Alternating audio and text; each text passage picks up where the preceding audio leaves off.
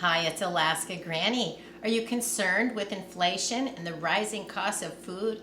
And are you worried that perhaps food won't be available or you can't afford it in the future? I like to gather news from several sources because I like to have my finger on the pulse of all the different kinds of thought processes in America, in my community, and even throughout the world. We can't really understand the full grasp of what's going on if we only get our information from one source. Whether you agree with the sources or not, it can help you understand the whole process and try to find what the truth is by looking at various sources, not just ones you agree with, but from all sides, so that you get a deeper understanding of the complexities of our problems. I was surprised to find an article in the New York Times that I actually agreed with. Inflation anger. Americans are unhappy about the economy. They report less confidence in it than they did at the start of the COVID pandemic, when the unemployment rate was 4 times as high as it is now. Their feelings towards the economy are almost as low as they were during the depths of the Great Recession in 2008. How is this possible, given that the unemployment rate is low and the economy has rapidly grown over the past 2 years? The culprit is what Americans describe as one of the most important problems today: high inflation. Inflation stands out from other problems because it is so inescapable. Unlike unemployment, it affects everyone. People encounter it every day when they go to the grocery store, drive by a gas station, or buy almost anything. Well, yes, the unemployment rate is low because many people have given up looking for jobs, or they've done side hustles and they're not involved as they used to, because the total amount of jobs that people are working are not the same as they were. The economy has grown. Well, that would be big businesses. Look at the stock market. Most of us are not involved in that portion of the economic growth.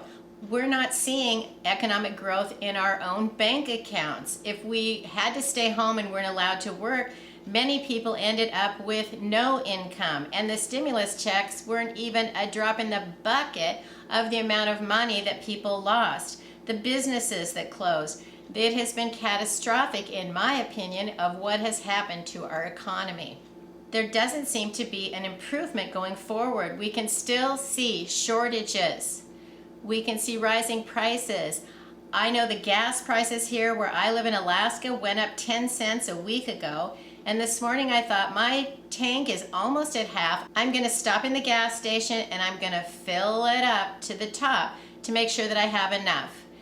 I ran a few errands, and when I was passing that same station on the way home 1 hour later, the price had increased 20 cents a gallon. I said, thank you, Lord, for giving me the thought that I needed to fill up when I had the opportunity. And guess what? I just saved several dollars just on that one fill up by filling it up an hour before it went up 20 cents a gallon. It's unbelievable. It's very important that we understand that prepping is lifestyle insurance. We are trying to protect the lifestyle that we have, to have the future of our families be safe, secure, and provided for. And so having a stockpile of food can really help you meet those goals. There are still cheap, long-lasting foods that you can get. I'm going to share with you today the cheap, long-lasting foods that are my choices that I'm putting in my prepper pantry that are going to last the longest. First of all, most of these foods would be dry foods, and so you can get those foods and then you want to store them properly. You can't just put them on the shelf, can't just hide them under the bed. You need to store them properly so that they're going to last the longest. The more airtight you store food in a cool, dark, dry environment, the longer it's going to last. And that's the whole point of having a prepper pantry, is we want our food to last. So you may want to store food in 5-gallon buckets. If you can get them free, do it. I haven't been able to get them free in ages, but you can still pick them up at some of the stores, the hardware stores, even at places like Walmart. You can look for 5-gallon buckets and look for tight-fitting lids. And when you get the lids, look around the rim. They need to have a little rubber gasket, and the rubber gasket helps it seal tighter.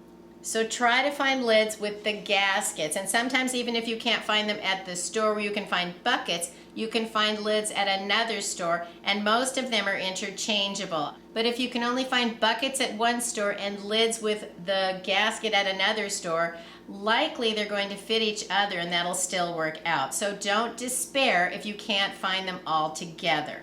Keep looking. You can also store food in Mylar bags, and these are airtight, sealed up to last for a long, long time. I like the 1 gallon size. They have gusseted bottoms and they have a Ziploc top, so you can zip this up.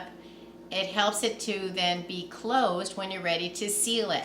Now, if you have an oxygen absorber, you can add that, but if you don't, this will be okay until you can do more. It's the better that you store your food, the longer it will last. And then I like these because they're a smaller size. That's the amount of food that I might want to get out. I don't have a huge family, and so I want smaller size foods that I could use up before they would go stale. Then you can take an iron, a flat iron, and you can seal these completely across the top. You can also store your long-lasting dried food in jars. You want to make sure that your jars are clean and dry. Fill it up with your dry food, and then you can put on a lid and a ring, and they could sit in the pantry just like this. But if you have an oxygen absorber, drop that in and then put on the lid. Or if you have a food saver and a vacuum sealer, you could put the jar attachment lid on here and vacuum out the air, and it will last much longer that way. The top ways to store your cheap, dry foods for the longest lasting would be with buckets, Mylar bags, or jars. Then what are my top choices? The first food that I would stockpile would be beans, and they come in all different varieties. You can buy them in small bags, you can buy them in huge bags. It's up to you what you can afford and what you can even find at the store. The prices are going up, but they can still be found, and the varieties are becoming more limited, so keep your eye open. Whenever you go to the store, walk down the bean aisle and see if there's any that you want to add, and if there are prices that you can afford. You can find pinto beans, white beans, black beans, lima beans, butter beans, all kinds of different beans. You can also look for split peas and lentils, because those are also legumes. And they're nice because you don't have to soak them. They don't take as long to cook. You can put these in water and cook them, but it will take a while. All of these types of beans, peas, lentils can store for many years in your pantry, airtight as possible. If you have your beans and rice, you have a complete protein. You could live on those. You probably don't want to though, but you could. The next food that I like is oatmeal. I figure with beans, rice, and oatmeal, I have breakfast, lunch, and dinner. No, that's not all I want, but I could have that, and I could be able to survive. Not everyone could, but I think I could make a good go of it. So that's part of it, is having the mindset that you are willing to survive and eat these foods. Don't store foods that you never want to eat. Don't store foods that you haven't learned how to cook and prepare. That's one reason to buy things like beans in small packages. You could cook them up in your crock pot and find out ways to make them. You'll see that it's not very difficult, and you may even enjoy them. After beans, rice, and oatmeal, I like pasta. Pasta is simple to store into jars. I think it's harder to store pasta into the Mylar bags because when you put in an oxygen absorber, pasta has all those little sharp edges and they can actually poke a hole. So my preferred method is to store them in jars. I also like to get the long straight noodles because they take up far less room in the jars. You can break them in half, stick them in the jar, use your food saver, or even just put on the lid, and they're going to last forever. I have stored pasta for decades and it was always fine, but don't store it just in the cardboard box just on the shelf, because that's not going to keep it safe. Egg noodles are not the same as pasta because they have eggs in them. Foods that have high oil content or other ingredients are not going to last. And that would be also with brown rice. Brown rice has oil, so when you're storing rice, choose the white rice. The next cheap, long-lasting food that I like to store is sugar. Sugar just needs to be put in an airtight container. You don't have to do anything else to it.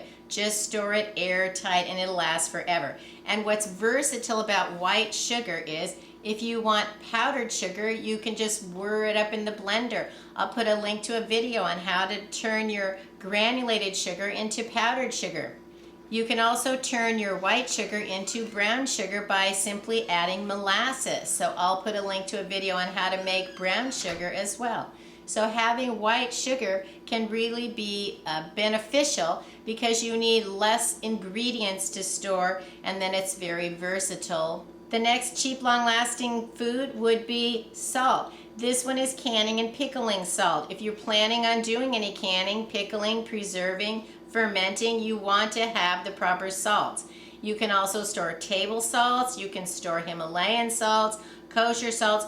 Look over the ones that you use and store them airtight. Many people will tell you just store salt in its cardboard container, and I don't recommend that because if you live in a humid area, the humidity goes right through the cardboard into your salt and it can turn it into a block. And yeah, you could chop it all apart and grind it up, but I don't want to do that. I want to have my food ready to use. I don't want to have it become a science experiment. I also help clean out a pantry for someone who had just stored foods for decades and never paid any attention to it, and they had pantry bugs and they were into everything, including the salt. It was disgusting. Every single thing in the pantry needed to be tossed. If you're a coffee drinker, freeze-dried instant coffee can last nearly forever. It could seem to be a priceless ingredient in an emergency situation. It's also great to take camping because you just have this little jar, it's ready to go, add some boiling water, and you have your cup of coffee if that's what you like. There are also liquids that can last nearly forever, but they're not as common as some of the dry ingredients. I like to store honey. Honey can solidify or crystallize, but all you need to do is take a pot of hot water, never boiling, and you want to place your container of honey in there and just give it time, and the heat will naturally help the honey liquefy again. I'll put a link to a video I made on how to decrystallize and get your honey liquid again. Vinegar lasts forever, and it is one of the most versatile ingredients that you can have. Not only is it good for cooking, pickling, fermenting, it's also good for cleaning. You can clean drains with it. You can clean spots out of the carpet. You can get rid of weeds with it. There's all kinds of reasons why you would want to have white vinegar, and it's still available, but the price is going up ridiculously. My suggestion is to have several gallons of white vinegar in your prepper pantry because you'll find so many uses for it, you'll be glad that you have it. All that dried food, yes, you better have water. You're going to need water for soaking beans, cooking rice, making oatmeal, mixing up all of the different things you need, plus you need water just for drinking. You also need some water for hygiene, for cleaning up your dishes, for trying to flush a toilet if you still have the capability. But remember, if it comes to rationing, never ration water. Everybody needs to stay hydrated to stay healthy. You can only live a few days without water. You can live many days without food. You may not like it, but you can live. And so you should have at least 1 gallon of water per person in your family for as many days as possible. Have water barrels if you have room for them. Have 5-gallon containers if you can find a nook or cranny. And then also have some grab and go in case you have to leave your home. And never say I won't leave my home, because there are so many instances when you don't have a choice. If your house catches on fire, if a tornado knocks it down, if a hurricane is coming, an earthquake collapses it, yes, you would leave your home. So then you want to have some water that you could grab and go with your bug out bag, with your emergency gear. Make sure that you have a plan of that as well. Never stay in your home simply because you have things there. You can replace all of your things, but you can't replace your life. And that should be the whole point of prepping, is we want to preserve our life. We don't just want to preserve our things. There are other foods that can last a long time, but these are my favorites. So tell us in the comments below, what are your favorite foods that last a long, long time that are still pretty cheap and affordable? There are a lot of ways to prepare them, a lot of ways to store them, And it's a puzzle that you can put together yourself with the foods that you want, in the ways that you are able to store them in the space that fits your home. And so don't think of it as there's only one right answer. This is a puzzle. Each person's prepping puzzle is unique. If you enjoyed my video, I hope you'll share it with someone else you think might like it, and please subscribe to the Alaska Granny channel.